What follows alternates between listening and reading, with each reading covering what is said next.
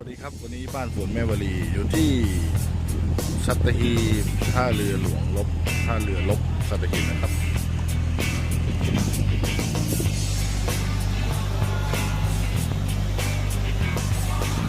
นี่นะครับที่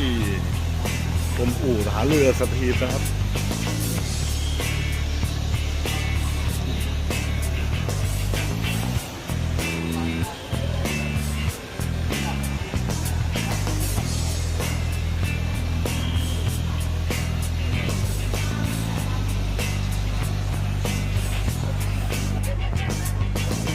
คือเรือลบหลวงจักรีนฤเบศรก็เป็นครั้งแรกนะครับผมที่ได้มาเยี่ยมชมเรือหลวงจักรีนฤเบศรออกเส้นทาง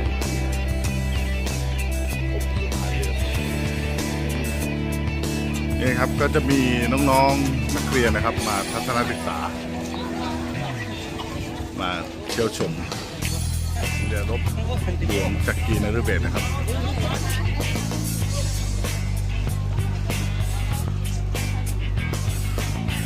นี่นะครับน้ำทะเลเป็นสีครามสีเขียวเลยนะครับนี่ครับตอนนี้กำลังเดินเข้าตัวเรือเจอพี่ทหารนะครับครับผมพี่ทหารก็จะคอยแนะนำเส้นทางครับนี่ครับโอ้โหโถมากครับนี่คือท้องเรือนะครับที่สามารถบรรทุกรถถังและก็อุปกรณ์การรบได้ทั้งหมดเลยนะครับก็นี่นะครับมีข้อปฏิบัติในการขึ้นเรือนะครับแล้วก็ประวัติของการจัดสร้างประวัติศาสตร์เรือรบหลวงจัดสร้างเมื่อใดนะครับนี่นะครับ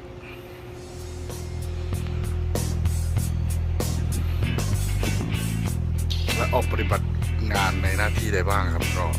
จะมีอยู่ตามรายละเอียดนี้นะครับ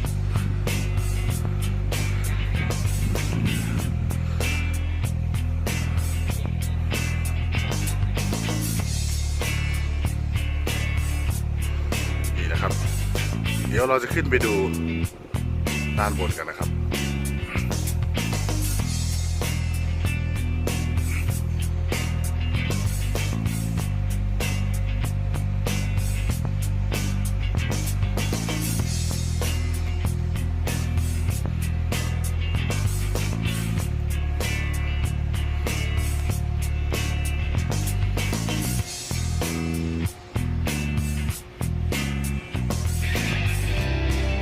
ความโหดของเรือรบนะครับ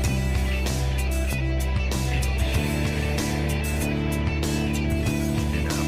ชมนี่เดี๋ยวไปดูข้างบนเลยครับด้านนี้ก็จะเป็นห้องพักของลูกเรือนะครับก็สามารถที่จะลงไปด้านล่างได้เลยนะนี่ด้านล่างก็จะเป็นห้องต่างๆขึ้นมา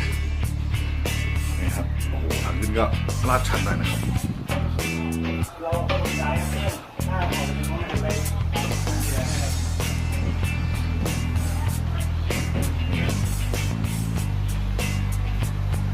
จุดเยี่ยมชม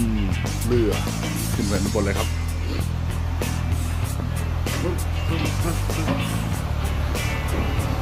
ตามมานะครับพี่น้องครับ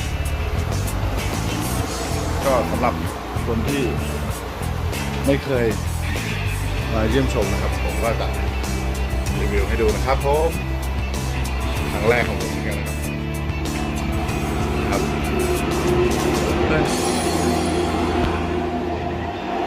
ถูกแล้วนี่นะครับตอนนี้ผมก็จะไม่รู้ว่าอยู่ชั้นไหนนะครับแต่นี่คือบรรยากาศรอบๆนะครับ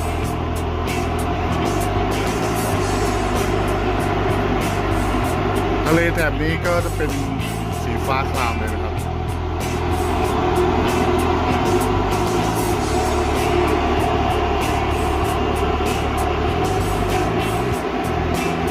นี่ครับวิวครับบรร รยากาศ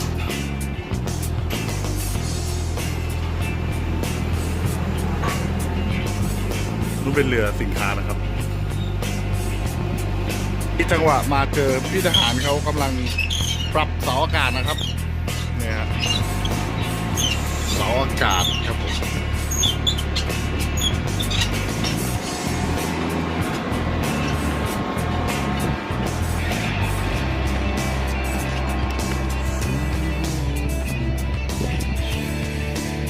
นี่ฮะคือ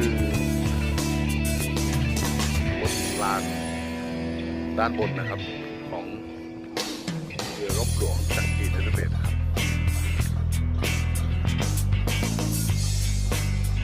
กว้างใหญ่มากครับนี่คือความยิ่งใหญ่ของฐานทัพเรือไทยนะครับ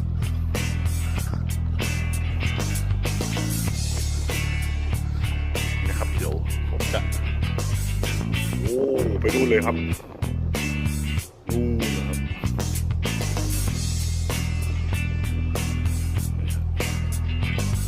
วันนี้เป็นวัน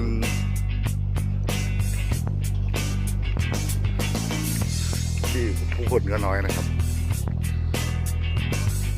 ไพรเวทที่หน่อย360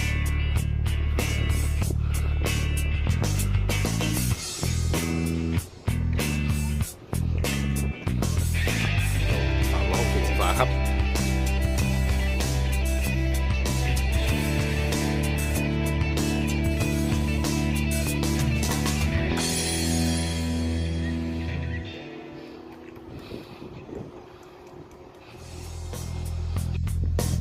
เดี๋ยวผมจะไปดูทางทิศ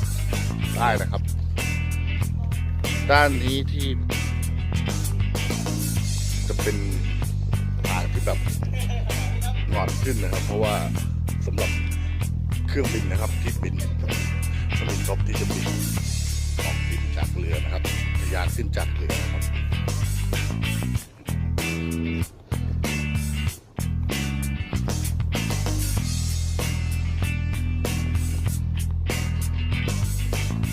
ข้อมูลอาจจะน้อยนะครับเพราะว่าผมก็ไม่ได้ศึกษามาว่ากำลังขับของเรือกี่น็อตความยาวกี่ฟุตระดับน้ำลึกกินน้ำลึกเท่าไหร่ผมก็จำไม่ค่อยทราบแต่วันนี้มารีวิวให้ดูบรรยากาศนะครับแล้วก็ผมได้มาเที่ยวเป็นครั้งแรกเหมือนกันนะครับที่มาเที่ยวสัตหีบและมาขึ้นเรือรบหลวงจักรีนฤเบศร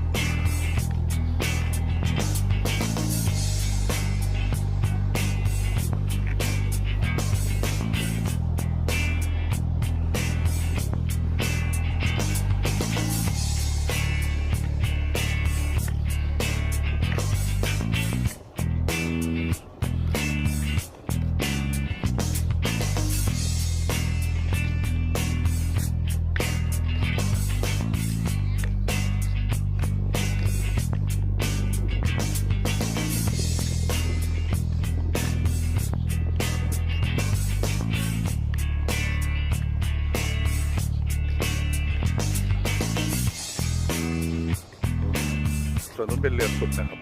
เรือขุดน้ำลึกขุดร่องน้ำ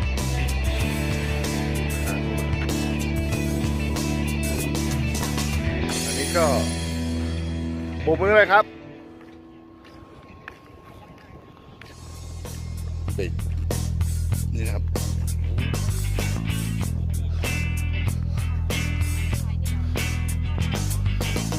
ก็จะมีนักท่องเที่ยวครับเรียนมาเที่ยวธรรมดาจะน้อยหน่อยนะครับ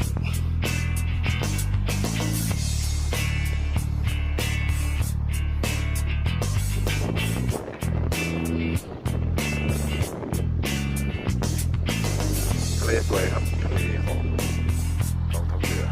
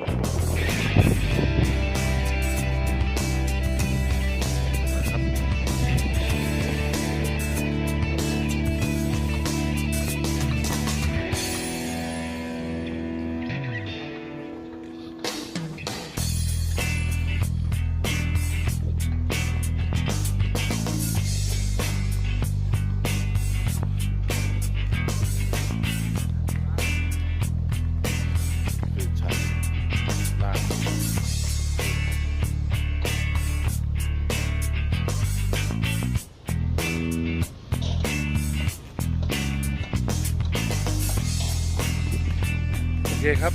ก็เก็บมาฝากสำหรับคนที่ยังไม่เคยได้มาเที่ยวชมเรือรบหลวงจักรีนฤเบศรนะครับ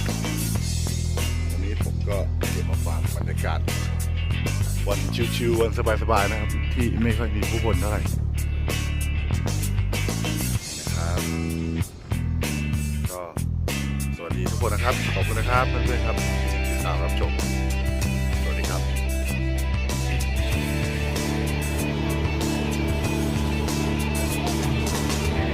นี่ก็เป็นปืนคนต่อสู้นะครับ